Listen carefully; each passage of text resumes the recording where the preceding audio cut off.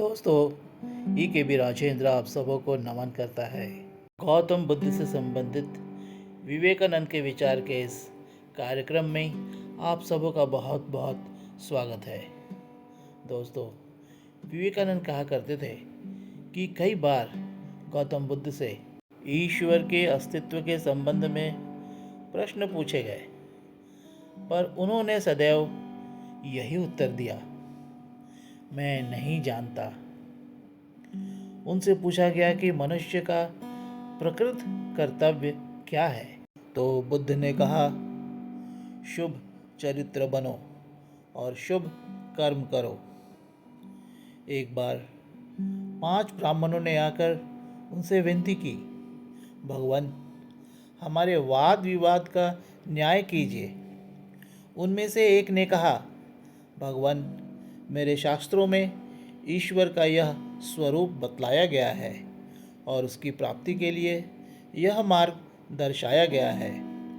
इस पर दूसरे ब्राह्मण ने कहा, नहीं, यह सब मिथ्या है, क्योंकि मेरे शास्त्र में इसके विपरीत लिखा है और ईश्वर प्राप्ति का अन्य मार्ग बतलाया गया है।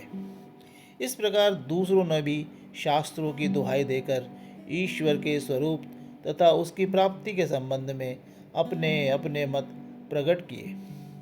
बुद्धदेव यह विवाद शांतिपूर्वक सुनकर उनसे क्रमशः पूछने लगे, क्या किसी के शास्त्र में यह भी कथन है कि ईश्वर कभी क्रोध करता है, किसी की हानि करता है या अशुद्ध है? उन सब ने कहा, नहीं भगवान, हमारे सभी शास्त्र यही कहते हैं कि ईश्वर शुद्ध, विकार रहित और कल्याणकर है। तब भगवान बुद्ध बोले, मित्रों, तब तुम पहले शुद्ध और सदाचारी बनने की चेष्टा क्यों नहीं करते, जिससे तुम्हें ईश्वर का सही ज्ञान हो सके। गौतम बुद्ध ही एक व्यक्ति थे जो पूरी तरह सच्चाई से निष्काम कहे जा सकते हैं। ऐसे अन्य कई महापुरुष थे जो अपने को ईश्वर का अवतार कहते थे और विश्वास दिलाते थे कि जो उनमें श्रद्धा रखेंगे वे स्वर्ग प्राप्त कर सकेंगे। पर बुद्ध के अधरों पर अंतिम क्षण तक यही शब्द थे, अपनी उन्नति अपने ही प्रयत्न से होगी, अन्य कोई इसमें तुम्हारा सहायक नहीं हो सकता। स्वयं अपनी मुक्ति प्राप्त करो और कोशिश करो। अपने संबंध में भगवान बुद्ध कहा करते थे, बुद्ध शब्द का अर्थ है आकाश के समान अनंत ज्ञान संपन्न।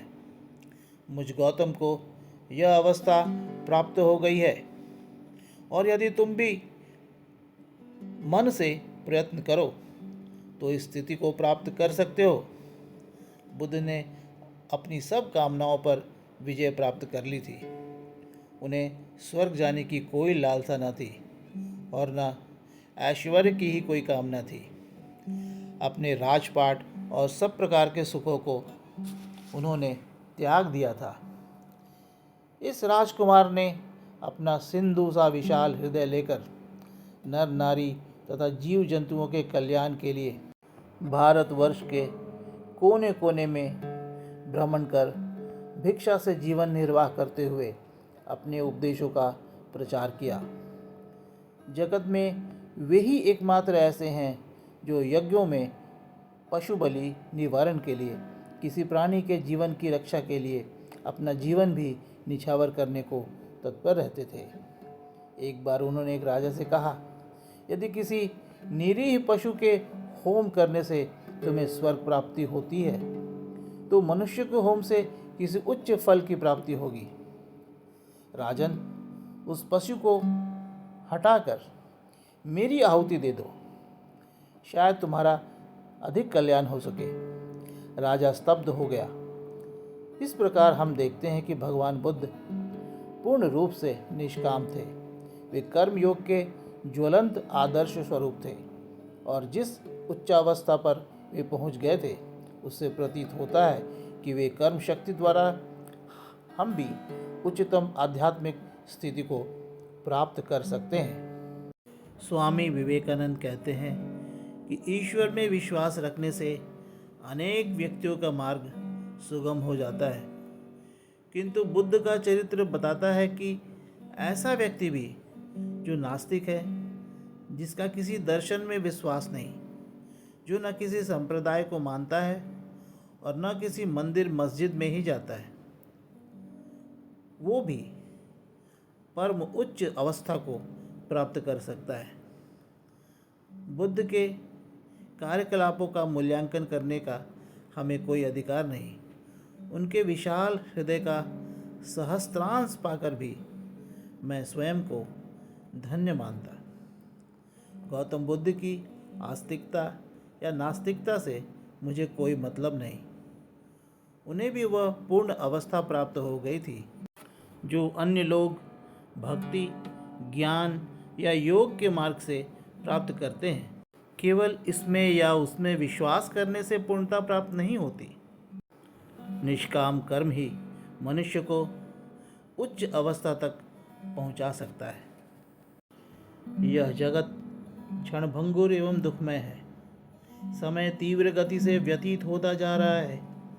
अपने आमोदपूर्ण जीवन से संतुष्ट, अपने सुंदर महलों में मनोरम वस्त्र पहनकर विभूषित, अनेक प्रकार के भोजनों का सुख लेने वाले नर नारियों, क्या तुमने कभी दाने दाने के लिए मोहताज गरीब लोगों की भी चिंता की है, जो भूख से तड़प तड़प कर दम तोड़ देते हैं? जरा सोचो, जगत के इस महासत्य पर विचार करो। यह कड़वा सत्य है। संसार में चारों ओर दुख ही दुख है। संसार में आते ही एक नन्हा शिशु भी दुख से रोने लगता है। यह एक हृदय विदारक सत्य है। संसार में जन्म लेते ही दुख का तांडव आरंभ हो जाता है। संसार एक रुदन स्थल है। इसीलिए यदि हम गौतम बुद्ध के शब्दों को हृदय में स्थान देना चाहते हैं तो हमें पूरी तरह स्वार्थ रहित होना होगा। मित्रों, आज के लिए इतना ही। मुझे आज्ञा दीजिए। अगले पॉडकास्ट में यह चर्चा जारी रहेगी। नमस्कार।